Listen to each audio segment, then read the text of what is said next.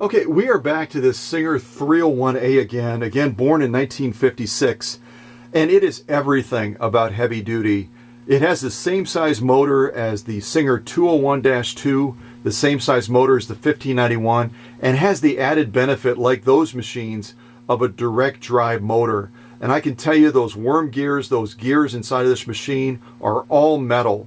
So you don't have to be concerned about overdoing it with a machine like this. And you've already seen this machine take on 3 different types of leather. Here you've got an extremely thick layer, probably 8 to 10 ounces, and you saw it zip through that with no difficulty whatsoever.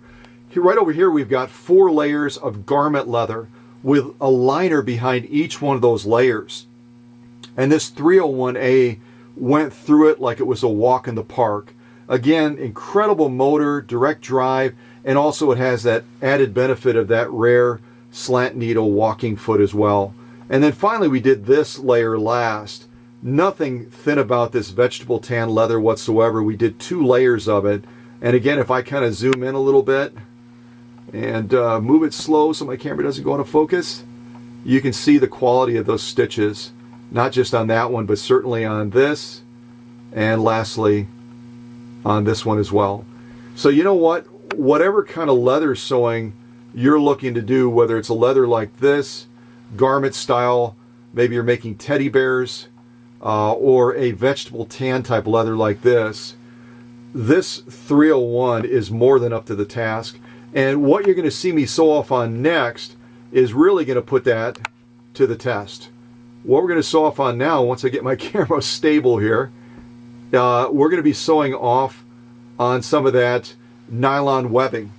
Nylon webbing, again, is extremely difficult to get through. It's got a catacomb type material composition to it, similar to a Kevlar type weave. And we're not going to be going through just one layer of this stuff. We're going to be going through 2 layers. And as I've said in the previous videos, this particular nylon webbing is rated at 2,000 pounds tensile strength for every layer. So the combined tensile strength of these 2 layers you're looking at is 4,000 pounds of tensile strength. So if you don't think that this demonstrates the strength of this machine and the amount of conditioning and restoration that we put into it to get it back to factory standards, then I don't know how to impress you, because this stuff is extremely difficult. Even recently, showing off that Singer 3115 driven by a 6.4 amp motor, we only went through 3 layers of this stuff, and this 301A is going to be taking on 2 layers of the same material. So let me get it underneath the presser foot, and we'll see how this 301A does with a task that would send even some of those 201s and 1591s running and screaming for some sort of help to get through it. So, all right, enough talk. Here we go. 2 layers of nylon webbing. Here we go.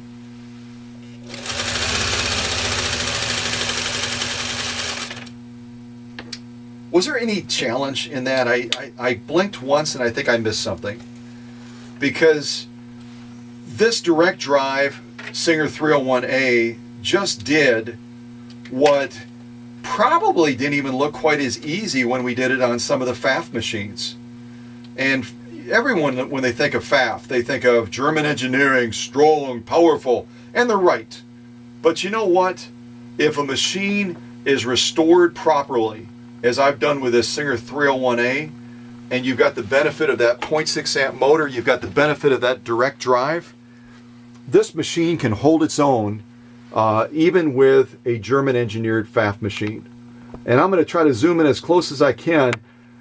You know, yellow against white, it makes life a little bit tough, but I'm going to do my best to at least give you a glimpse of the stitches on here.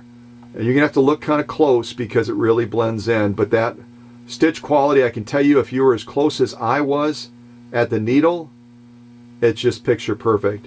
And maybe if I turn it over, show you the other side, you're going to be able to see that stitch quality a little bit better. It's going to be tough. Maybe if I do it like this, try to get the right angle so you can see what I'm seeing in front of the camera. I'm going to put my little snips over there and see if that maybe gives us a better angle for you to be able to see the stitch quality on this nylon webbing. Yeah, it's a little bit of dirt on there. Yeah, it's real tough. You can barely just make out the outline of the stitches. White on yellow is obviously not ideal, but I assure you, I'll zoom out a little bit and kind of tug on that just so you can see that it definitely got the job done as far as going through both of those layers, and there's nothing at all that's going to pull those apart. As a matter of fact, if I pull it like this, you can see the tightness of the material right there, where this 301A just mowed through it and just did a brilliant job. And when I pull it back like this, it's a little bit easier to see that stitch, but let's just face it, white thread on yellow material. I don't want to have to keep changing the thread color out, so you'll have to just forgive me and trust that it did an excellent job. So whether it's layers of leather, whether it's nylon webbing, nothing I put in front of this 301A so far has given it even a lick of a challenge. And the two materials we have left to sew off are going to be upholstery grade material. It's upholstery material, and then also heavy grade denim. So check those videos out as well. Thanks so much for watching.